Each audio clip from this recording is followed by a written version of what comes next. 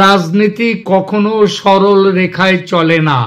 আর এটা যে সরল রেখায় চলে না সেটা বোঝা গেল গতকাল পেন্টাগন, আমেরিকার আর্মি হেডকোয়ার্টার থেকে প্রচারিত এক সংবাদে। সংবাদটি বিবৃতি দিয়ে প্রকাশ করলেন পেন্টাগনের কোনো অফিসার নন, স্বয়ং আমেরিকার ডিফেন্স সেক্রেটারি বা রক্ষামন্ত্রী পিটার হেগসেথ। একেবারে চমকে দেওয়ার মতো খবর, যেটা এই মুহূর্তের ভারত আমেরিকা সম্পর্কের প্রেক্ষিতে ভাবাটাই যেন বেশ কষ্টকর। কি বলা হয়েছে আমেরিকার বিবৃতিতে? এই ঘোষণার মধ্যে উল্লেখযোগ্য অংশ হলো শেয়ার্ড প্রায়োরিটিস বা দুদেশের স্বার্থ সংশ্লিষ্ট বিষয়গুলি নিয়ে চুক্তির কথাটি।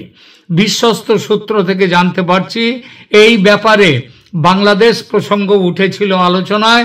ভারত স্পষ্টভাবে জানিয়ে দেয় বাংলাদেশের অবৈধ ইউনূস সরকার কিভাবে দেশটাকে জঙ্গি রাষ্ট্র করে তুলেছে, কিভাবে হিন্দুরা আক্রান্ত হচ্ছে সেখানে। এই প্রসঙ্গে উঠে আসে বিনা বিচারে হিন্দু সন্ন্যাসী চিন্ময় কৃষ্ণ দাসকে অনির্দিষ্টকাল আটকে রাখা, কুমিল্লা সহ বিভিন্ন জায়গায় হিন্দু রমণীদের গণধর্ষণ প্রসঙ্গ। ভারতের পক্ষ থেকে মনে করিয়ে দেয়া হয় ট্রাম্পের সেই কথা যেটা তিনি 13-14 ফেব্রুয়ারি বলেছিলেন, I will leave Bangladesh matter to PM Modi. Bharat চায় বাংলাদেশে অবিলম্বে ফ্রি, ফেয়ার অ্যান্ড ইনক্লুসিভ সাধারণ নির্বাচন। আমেরিকার পক্ষ থেকে হিউম্যান করিডোর বিষয়টি তোলা হয়। এরপর এই ব্যাপারে ভারতের স্পষ্ট সমর্থনও চাওয়া হয়।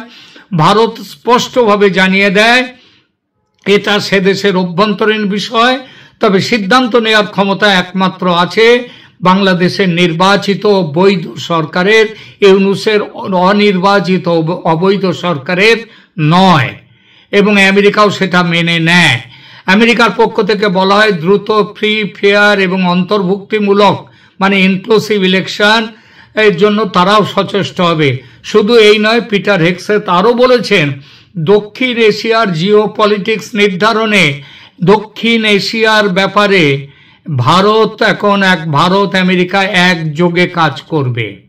এই প্রেক্ষিতগুলো বিবেচনা করলে এটা বলা যায় ট্রাম্প সাহেব বুঝেছেন ভারতের গুরুত্ব, এটাও বুঝেছেন ভয় দেখিয়ে ভারতকে চেপে রাখা যাবে না, সুতরাং শেষ পর্যন্ত সন্ধির পথে হাঁটছেন।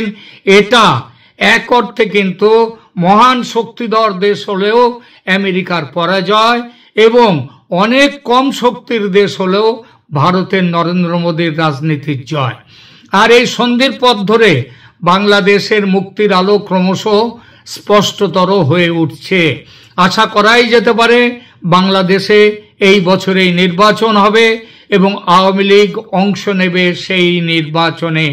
এ ব্যাপারে ভারতের সঙ্গে আমেরিকার সমস্ত চুক্তি এবং সেই চুক্তিতে সবগুলো বিষয় খুব শীঘ্রই উঠে আসবে।